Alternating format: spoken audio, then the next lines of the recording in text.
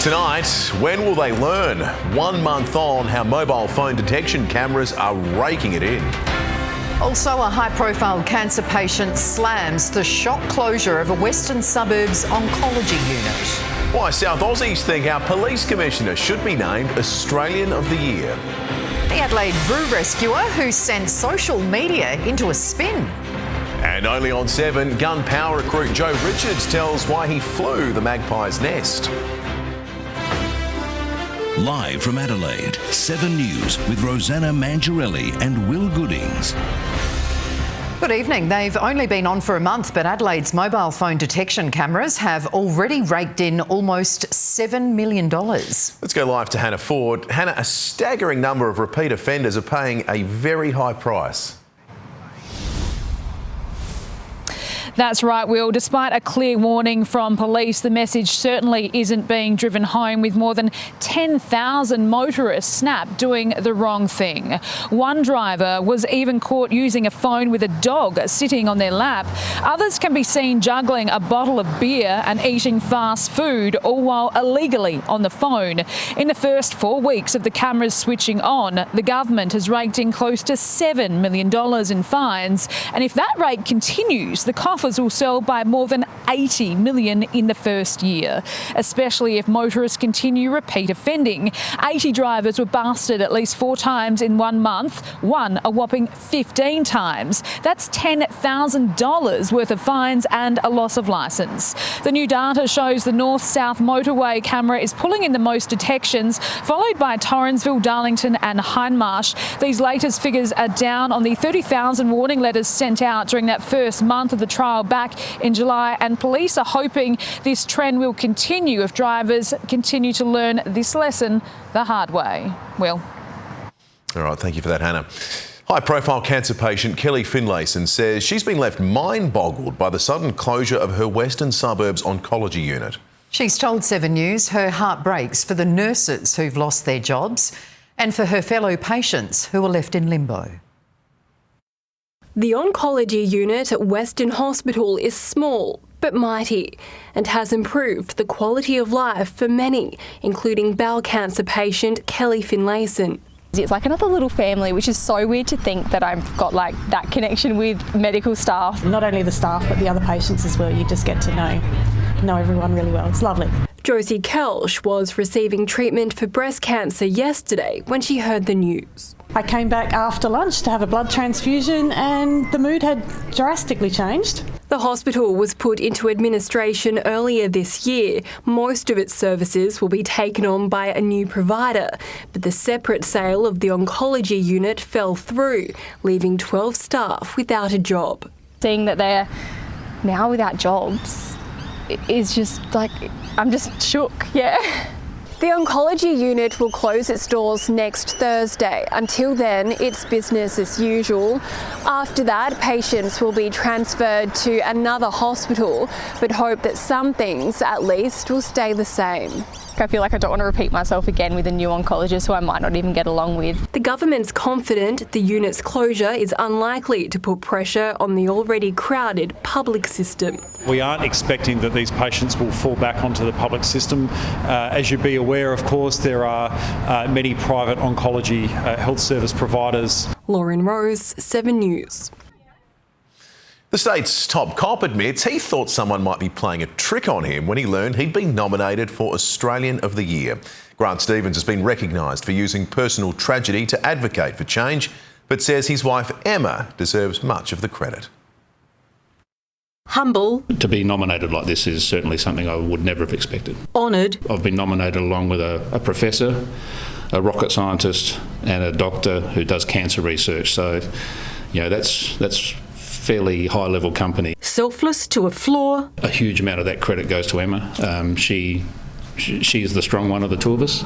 And self-deprecating. I had to double-check that it was someone that wasn't just sort of having a lend of me, one of my staff members trying to be funny. The other thing I had to check was whether it was for Australian of the Year or Senior Australian of the Year. So the The Police Commissioner steered the state through the challenges of COVID before being thrust into the national spotlight through a personal tragedy, turning son Charlie's hit-run death into a force for good, demonstrating an unwavering commitment to organ donation and road safety. Grant Stevens has seen it all in his almost 42 years as a police officer and 10 as Commissioner. But advocating for a cause so close to his heart could be his biggest role yet. There's a lot of important issues that I have a stake in, and one of those being road safety. The Commissioner is one of 4 South Australians in the running for Australian of the Year, alongside child protection expert Professor Leah Bromfield, aerospace engineer Dr Sarah Cannard and cancer researcher Dr Hannah Wardle. The winner of the state-based award will attend the Australia Day Awards ceremony in Canberra in January. Deanna Williams, 7 News. Police have seized $1 million worth of illegal tobacco in a northern suburbs raid. Hundreds of boxes of cigarettes and loose tobacco were discovered hidden in a safe house at Paraka. We're fully aware that this is a safe house of one of the syndicates that's operating in South Australia. To lose the amount of tobacco and tobacco products that were seized yesterday will have a significant effect and disrupt their current workflow. More than a dozen people have now been arrested in connection with the state's ongoing tobacco war, and more are expected. A Paralawi family's counting the cost after a massive fire ripped through their home. The inferno also spread to a neighbour's property before firefighters could gain control. The Jessie Road home exploded in a fireball just after 8 o'clock. That's bad. That is bad. Hopefully no one's in the house. Oh my God. Heard an explosion, opened my back curtains to see just a wall of flames. I've never seen flames like it in my life. Fortunately, the family and their pet dog all got out safely. Within minutes, the intense fire engulfed 3 cars and quickly spread to Mark Woodruff's home next door. I had to get out. I got my car out because they were worried about an oil or gas explosion. I couldn't believe it at first. I thought that it was going to take my whole house. Like, it was spreading that fast. It took more than 30 firefighters half an hour to bring the blaze under control, but by then the house, cars and a Harley-Davidson were gutted. Among them, the owner's pride and joy, an XE V8 Ford Falcon. It's so sad. It's very devastating, actually, because I know that he was working on it quite a bit. You could hear him always working on that car. So it's very sad that he's lost it. Mr Woodruff has to replace his fence and part of his pergola, but his neighbours have lost everything. Investigators don't believe the blaze is suspicious, but damage to the house and carport is so extensive they can't determine exactly how it started. Peter Caldecott, 7 News. 2 teenagers armed with a knife have threatened a service station worker in the southern suburbs. CCTV captured the boy and girl walking into the OTR on Marion Road around 10:15 last night and began filling bags with groceries. When a staff member approached the pair, the boy pulled a knife and threatened the attendant, who wasn't physically harmed. The youths were last seen running south towards Finner Street. There was chaos at Adelaide Airport this morning when the baggage handling system shut down, leaving hundreds of passengers stranded. Staff had to scramble to process suitcases through the oversized baggage area, but it was slow going. Passengers were worried they'd miss their flights. It's not going to take off without me, I'll tell you. The electrical problem was fixed and the system was soon back up and running, with a handful of flights delayed by up to 20 minutes. Meanwhile, Qantas announced a one-off cash bonus for staff just as maintenance workers rallied across the country. Their union took the fight to the airline's board outside a volatile AGM in Hobart. Outside the meeting, union loudspeakers were barking. Inside, shareholders were biting. I feel the ghost of Alan Joyce in the room. People like me are almost cheering for Qatar to become a viable competitor to Qantas. New chairman John Mullen says the airline is gradually changing direction. We have a new CEO in Vanessa and we have a largely new management team. A new team that's just approved $1,000 bonuses for every non-executive Qantas employee, including engineers on strike again today, gathering at airports around the country. Bonuses are a one-off. They don't pay the bills. They don't really lift your head above water in the cost of living crisis, which we are in the middle of. The airline announced new economy seats on some ageing Airbus A330s and will open its new Classic Plus rewards program to domestic flights. Members will have access to more than 20 million reward seats. Shareholders last year voted overwhelmingly against the executive pay plan. That anger seems to have subsided somewhat. This year, shareholders voted 85% in favour. Vanessa Hudson took home more than $4 million. A 3% increase to her base pay was approved, plus a share package based on performance. Dividends for all shareholders will be paid next year. I believe that Vanessa Hudson will be the best CEO that Qantas has had in history. The Flying Kangaroo is more composed about competition. Qantas is not opposed to Qatar buying into Virgin. But there's still work to be done. But we must also make sure that we get the basics right along the way. In Hobart, Blake Johnson, 7 News. A 60-year-old man is recovering in hospital after becoming stuck under a bus near Port Pirie. He pulled over on Watertown Road to fix a mechanical problem under his articulated bus. However, the hydraulic system failed and the bus lowered onto him until he couldn't wriggle free. MFS crews used an airbag to free him. He didn't suffer any serious injuries but was taken to the Port Pirie Hospital for assessment. The King has made his first speech to Commonwealth leaders as a sovereign, addressing climate change and the dangers of social media. His Majesty praised the Pacific Way for tackling the challenges of global warming. Coming from every corner of the Commonwealth, a kaleidoscope of cultures.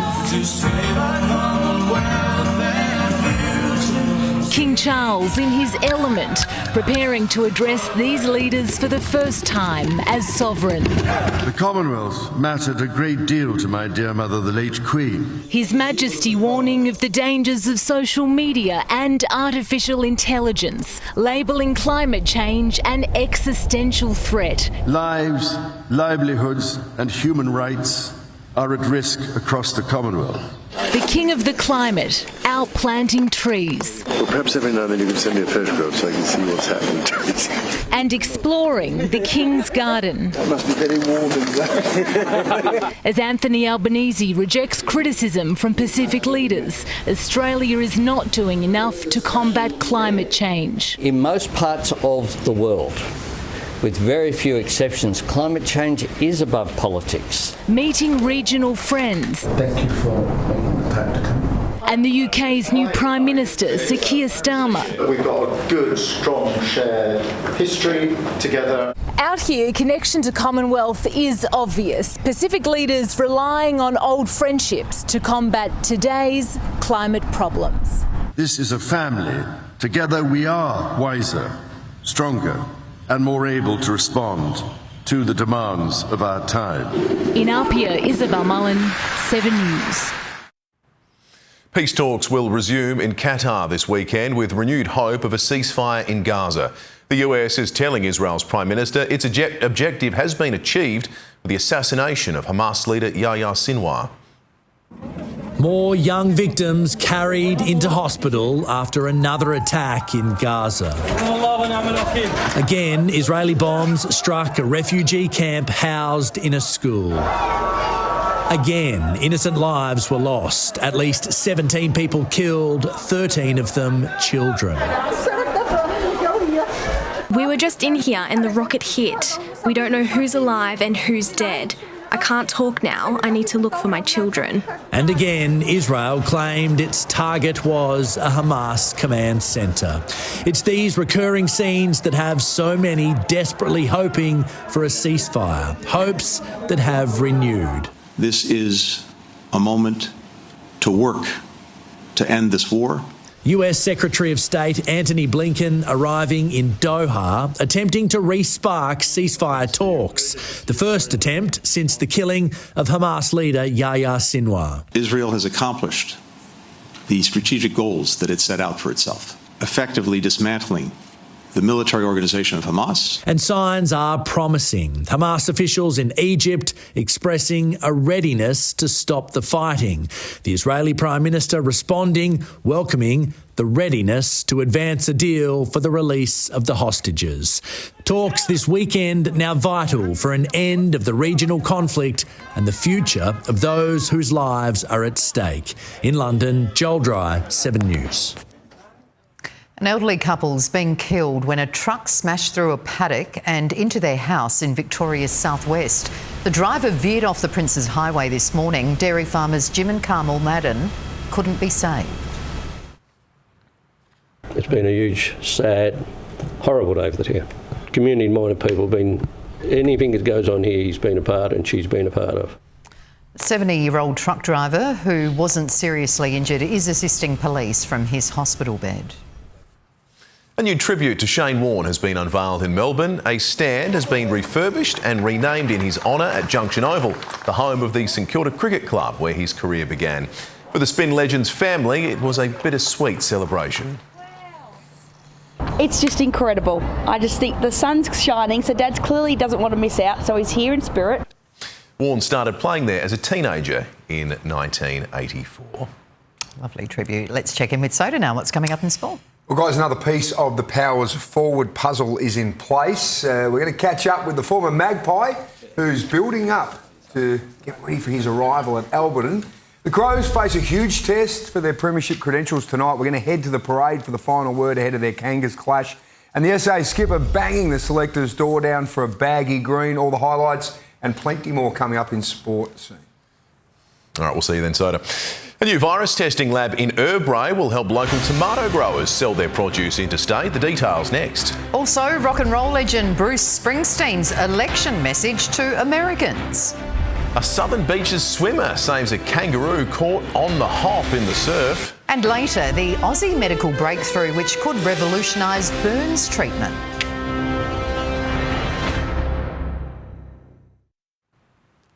There's some relief tonight for local tomato growers impacted by an outbreak of a highly contagious virus. Export bans have been lifted to one state as efforts to eradicate the disease continue. Tony Sack has been living in a state of uncertainty for the past 10 weeks. Extremely frustrating. All we want to do is really grow and sell. The Virginia tomato grower today receiving the all clear, his crops testing negative to brown rugose virus. It makes you feel good that it's not there. The disease was detected in South Australia for the first time in August. 3 producers were forced into quarantine while others, including Tony, have been crippled by export restrictions. Now some welcome relief. The WA government announcing bans will be lifted. Those growers who already have a negative outcome of some of their testing can resume with Western Australia almost immediately. To meet those testing requirements, a dedicated lab has been set up at Erbray, meaning results will be known within 48 hours. Until now, we have had to send our tests interstate. There's been only 2 labs accredited in Victoria and in New South Wales. Although Tony is now able to resume operations here in Virginia, he's now calling for a review into the handling of the virus and wants a national approach to be taken in the future. We might have the virus today. Tomorrow it could be in Queensland. Do we cut out Queensland or do we work together to try and achieve a result where everyone gains and nobody loses? Exports to Queensland still remain on hold, while for growers forced into quarantine, the government says compensation is being considered. Michaela Kamarik, 7 News. Donald Trump is facing fresh allegations he groped a model, while also denying he praised Adolf Hitler. Despite this, the polls across America have tightened, with Kamala Harris reaching for star power to boost her campaign. Rock legend Bruce Springsteen helping draw tens of thousands to Kamala Harris's rally This gun's for hire. and lining up her rival, Donald Trump is running to be an American tyrant. warming up for Barack Obama. The rally's other star, America's first black president, campaigning for the first woman as president. You've got to realize that, like Barack Obama said, a lot of being a man is not what Donald Trump does, putting others down. I love everything that Vice President Harris has to offer. For all the star endorsements, a prominent new poll suggests Harris is trailing by 2 points nationally. Donald Trump meeting supporters at a restaurant in Vegas. He denies making positive comments about Adolf Hitler. I never said that. I would never say that. Now, new allegations from a former model. The Donald Trump groped her in an encounter she's kept secret since the early 90s. He put his hands all over my breasts, my waist, my butt. No mention of the claims at the Democrat rally, rather a focus on Trump's mental state. He has become increasingly unhinged. Tomorrow, the Democrats planning an even bigger rush of entertainment royalty. Harris to appear in Texas with country music legend Willie Nelson and looking for a prized endorsement from a superstar Houston local, Beyonce. In Atlanta, Georgia, Tim Lester, 7 News. Well, back home now, and a southern suburbs man has become an online sensation after pictures of him surfaced on social media rescuing a kangaroo from the surf at Port Noarlunga. Locals say he was walking his dog when he spotted the roo in distress, stripping down to his underwear and diving into the water. This guy is down on the sand with his daughter, gear off, down to his boxers, in the water. It all happened within, 10 seconds, and he came out and I said, oh, that was great, thank you so much.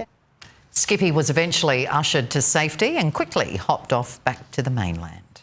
And another suburban visitor turned heads at Plympton this morning. This roo was spotted avoiding peak hour traffic near Anzac Highway, eventually making its escape down Beckman Street towards the Glenelg tram line. Meanwhile, at the zoo, 4,000 Halloween fans are roaming the grounds for a spooktacular event tonight. Amelia's there too, and Amelia, organisers are over the moon with tonight's conditions for it. Well, they are. Unlike previous years, it's not too hot or too cold for this hugely popular event, Boo at the Zoo. Now, tickets to this always sell out, with families relishing the opportunity to dress up in their Halloween finest and roam the zoo with witch-approved surprises around every corner.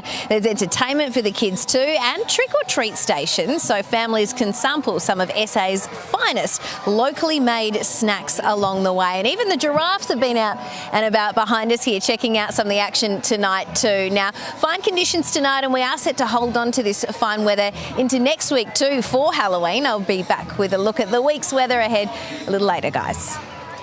Does look absolutely perfect out there. We'll check in then, Amelia. Australian scientists are toasting a world-first breakthrough, growing human-like skin in a lab to help burns victims. Details next. Also, last-minute tips for families wanting to celebrate Halloween on a budget. Still ahead, why the notorious Menendez parent killers could soon be free. And later, the best value supermarket Christmas hams put to the test.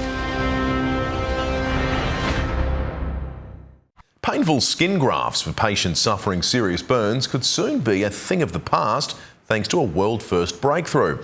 Australian scientists have worked out how to grow human skin in a lab from cells.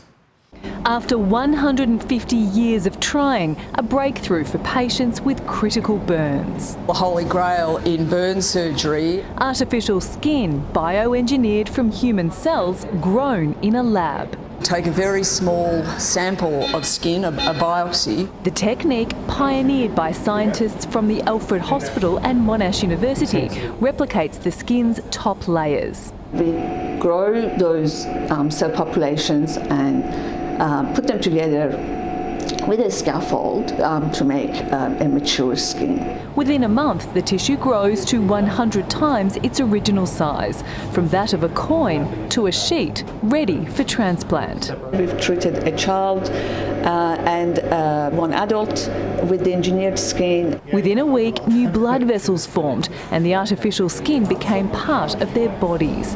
It's hoped the procedure will replace traditional skin grafts, which inflict new wounds on injured patients and carry high risk of scarring and infection. The project is currently in phase 1 of the trial, which is funded by a federal grant until 2026. After that, researchers hope to apply for a second grant to learn how to replicate other elements of the skin, including sweat glands and hair follicles. We've been very impressed with the results in real life. Christy Mayer, 7 News. A construction worker has had a very lucky escape after a crane collapsed in Chile. The whole incident unfolded on camera.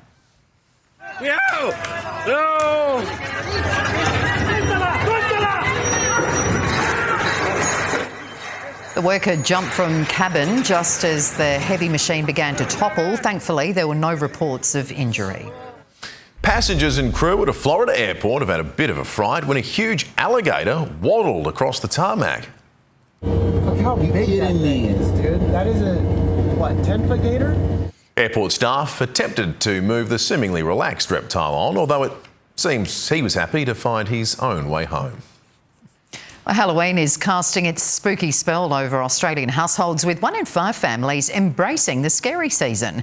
Retailers are even offering a new variety of pumpkin, perfect for front door decorations. Featuring lumps and bumps short of fright and delight, this is the Warty Gnome. It's an awesome little 500-gram pumpkin that's multiple colours. Making its devilish debut at selected Coles stores in Queensland, New South Wales and Victoria. Looking for consumers to have a more affordable way to enjoy Halloween was the main driver of what we've done. Planted back in January, now nestled in between other festive fruits. Halloween is really a very popular event now. The McPauls get involved every year. The girls love it. They actually wait all year for it and talk about it because... Why do you like it? Why do you like Halloween? Because getting dressed up and having lollies. Also enjoying the sugar hit, retailers. With $450 million to be spent this year, $93 per person. I think it's planning for us.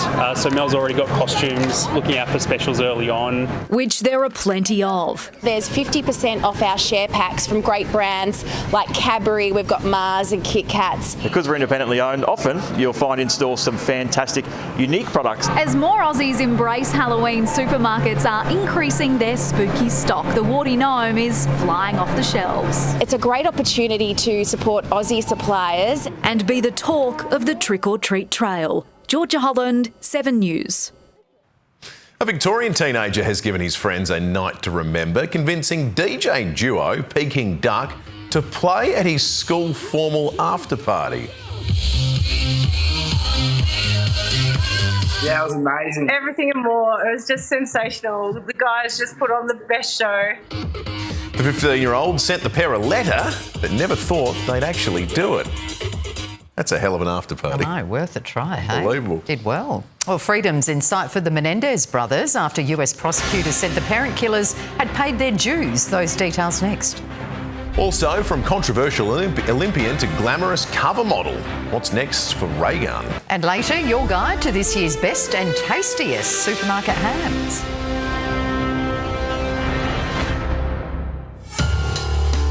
Tonight's edition of The Nightly is out now. Australia's only digital newspaper to drop nightly. Free to your device every weeknight.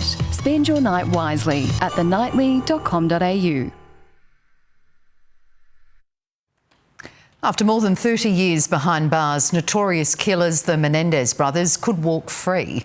In a bombshell announcement, US prosecutors say the men who murdered their parents were also abused and have served enough time for their crimes.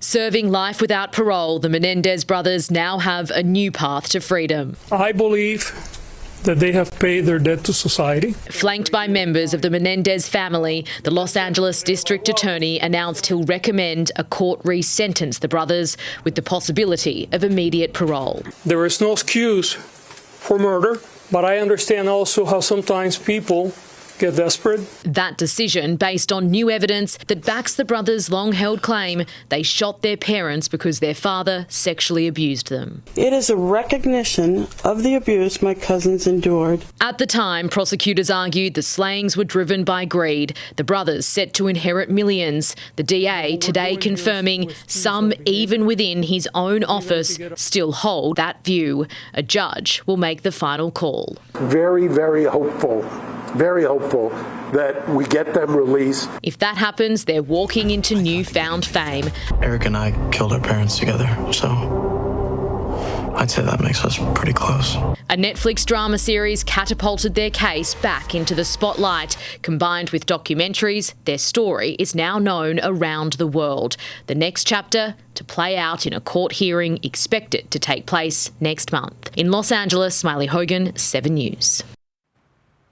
Australia's most controversial Olympian has swapped her green and gold for a glamorous blue to appear on the cover of Stella magazine. In a candid interview, Ray Gunn, otherwise known as Rachel Gunn, opens up about the ridicule she received when she competed at the Paris Games. The new issue comes out on Sunday. Well, to your money now, and Aussie shares faded to another flat finish to the week. The ASX 200 closing 5 points higher. Among the market movers, Qantas added 12 cents, while Wesfarmers lost $1.71. The Aussie dollar's buying 66 US cents and 51 British pence. It may be the star of the Christmas dinner table, but it needn't be difficult or pricey. Your one-stop guide to the tastiest and best value supermarket hams on offer. Don't miss that story a little later in 7 News.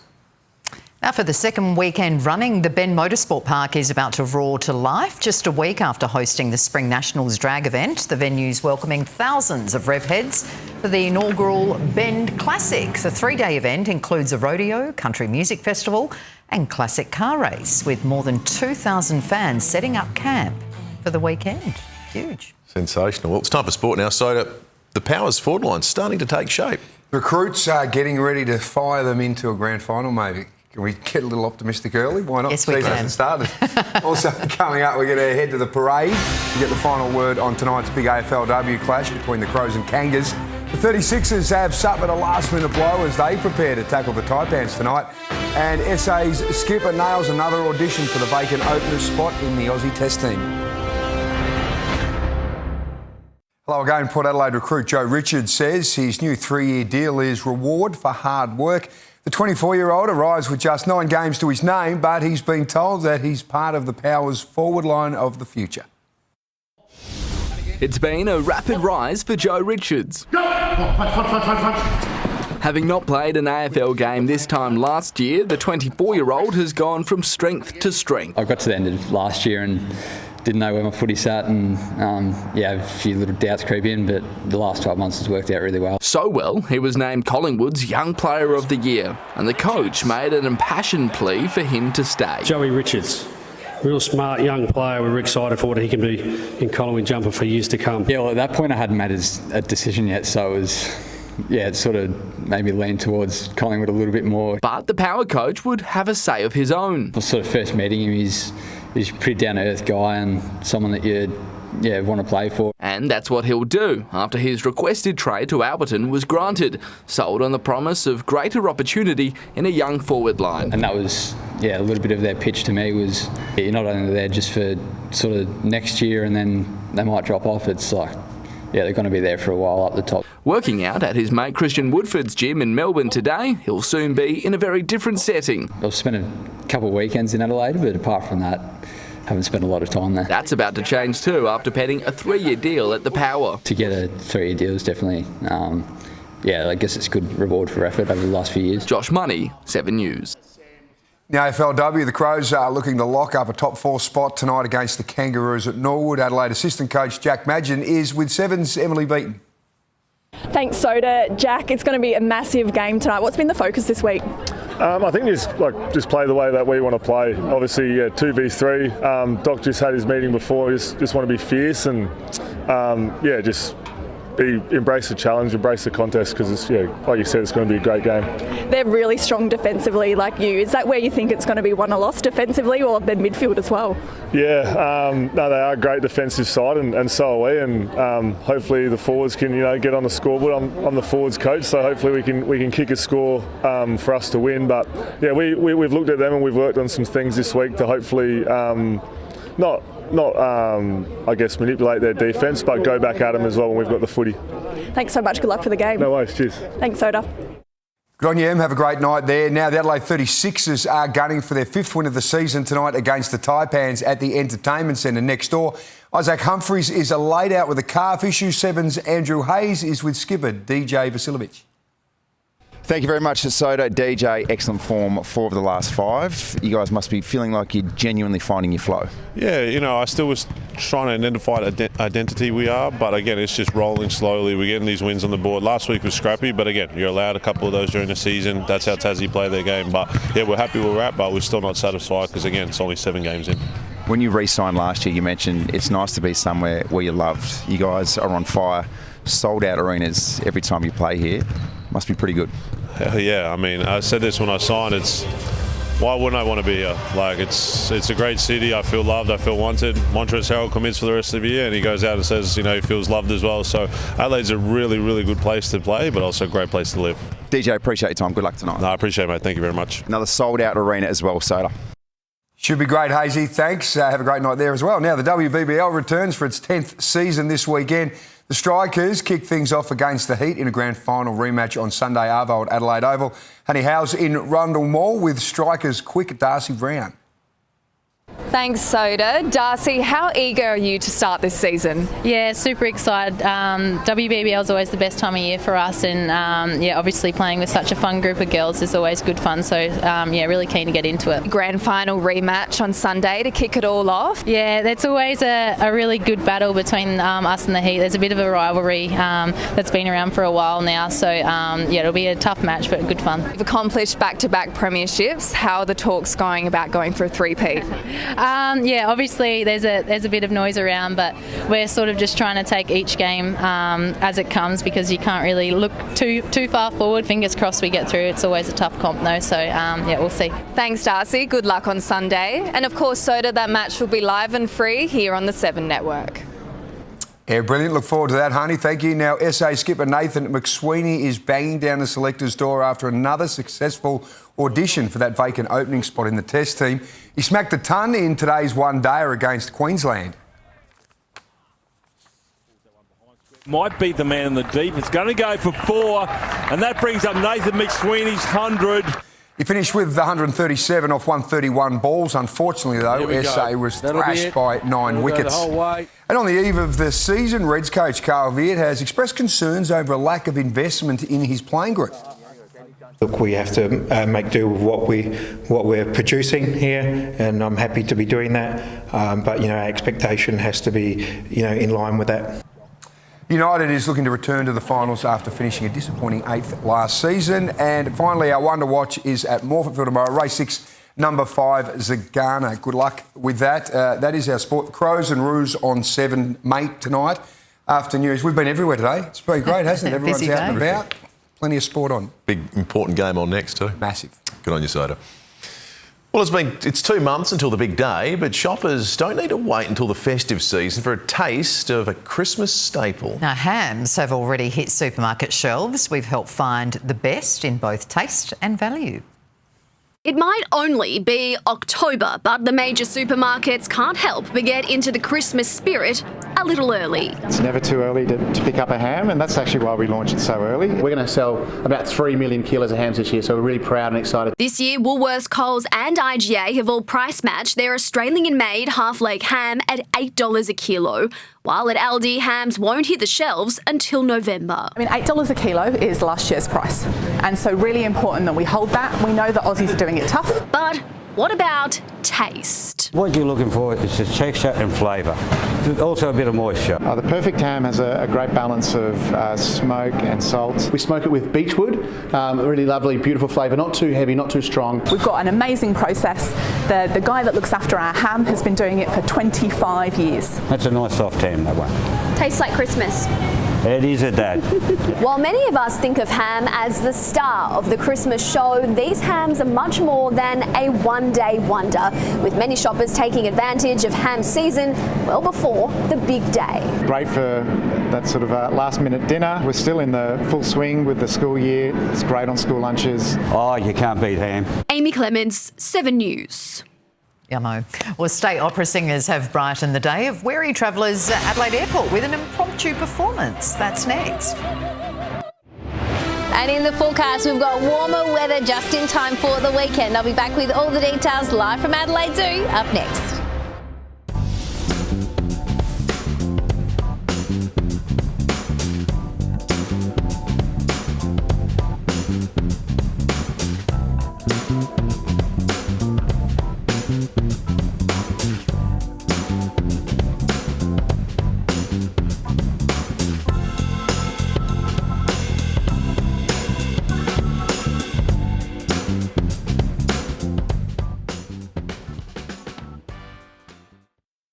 Confronting pictures of the moment a teenager was stabbed during a wild knife fight. Our reporters are live with the latest. 7 News. Unstoppable.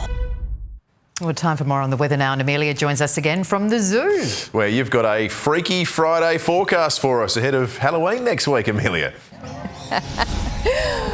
Well, that's right. Of course, as you say, Halloween is next week, but you'd honestly be forgiven for thinking it's tonight. There are some very spooktacular costumes around us here at the zoo tonight, of course, for Boo at the Zoo. It is a massive event on the zoo's calendar, always a sellout, with 4,000 Halloween fans descending on the grounds here for some Friday night frights and, of course, plenty of fun too. Right now in the city, it's around 19 degrees, and we just managed to top 20 this afternoon. There was still the odd light, isolated shower about southern coastal areas today too. Mount Gambier picked up around 1 millimetre or so in 24 hours. Oodnadatta was the warmest place in the state today with a top of 30.8 degrees. More warmth is on the way as well as a high pressure system to the south of us kicks into gear, sending warmer northerly winds our way once it ends up over the Tasman Sea tomorrow. Now those winds are set to strengthen as a low pressure trough moves across the south tomorrow as well. Interstate and a sunny 20 on the way for Sydney. Maybe a shower over Brisbane, up to 25 degrees there. A hot 35 on the way for Darwin. Back home, a breezy 33 on the way for Coober Pedy. 31 the forecast top for Murray, Roxby Downs and Port Augusta. Now there is the chance of the odd rumble near the western border, with showers developing about our far west, extending across to central districts later in the day. A top of 27 on the way for Port Lincoln, 30 for Whyalla and Port Pirie. A windy 28 for Kadina, 25 the top for Kings Coast and Victor Harbour, up to 29 in Murray Bridge, and becoming cloudy during the day in Mount Gambier, up to 23 degrees there. And with winds picking up, extreme fire danger has been forecast for Eastern Eyre Peninsula tomorrow too. In the city, down to 12 degrees overnight, and expect a few clouds around during the day. A warm 27 the forecast top. On metro waters, we're looking at east to nor'easterlies to 15 knots, turning northwest to nor'easterly in the morning, then south to southwesterly later, seas below 1 metre. And to the surf, there isn't a great deal of swell around this weekend, but head to Victor tomorrow's your best bet. Looking ahead, sunny skies Sunday up to 25 degrees, warming to 26 Tuesday, 27 Wednesday, partly cloudy and 23 by this time next week. Now before I go, let's check out tonight's ray of sunshine. After some flight delays this morning, there was an interruption of a different kind at Adelaide Airport this afternoon. State opera singers took to the terminal, catching passengers by surprise with an impromptu performance coinciding with World Opera Day. Music to the ears of Elmo, the airport facility dog, who enjoyed the performance, we think, as well. That's the kind of delay you want at the airport, guys. Little Elmo is beautiful too. Thank you, Amelia. Time now for Mark Humphreys with his take on the week's news. Donald Trump has done his first honest day's work in his life, serving customers at a McDonald's restaurant this week. And by honest, I mean the customers were Trump supporters pre-screened by the US Secret Service. By day, I mean he scooped fries for a reported 5 minutes. And by serving customers, I mean no one ordered food and received whatever Trump gave them. The one thing he didn't give them, however, was food poisoning. Never touched by a human hand. Trump there for the first time bragging about something he didn't grab.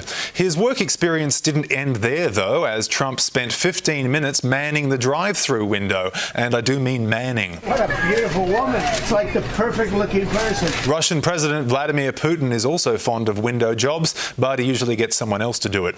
Not to be outdone, former Prime Minister Scott Morrison allegedly once did a shift at a McDonald's in Engadine. Sorry, I've misread that.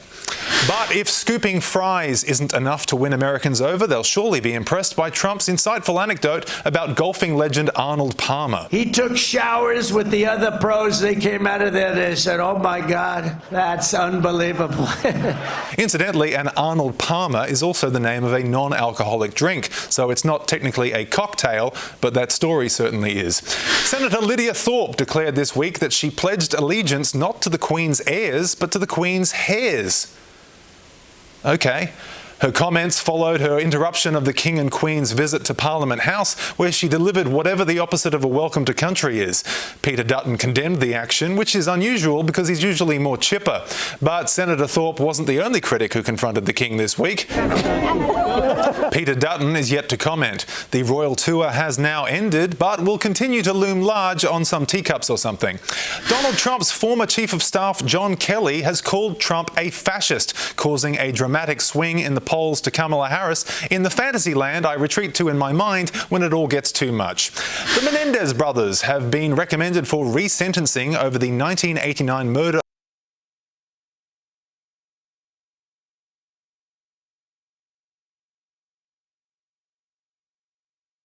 world implications, meaning we're only days away from F-Boy Island achieving its dream of becoming a republic. That's the 6:57 p.m. news. I'm Mark Humphreys. Well, that is all the news to now. We will have updates for you throughout the evening. For all the Adelaide 17, for now, it's good night. Good night.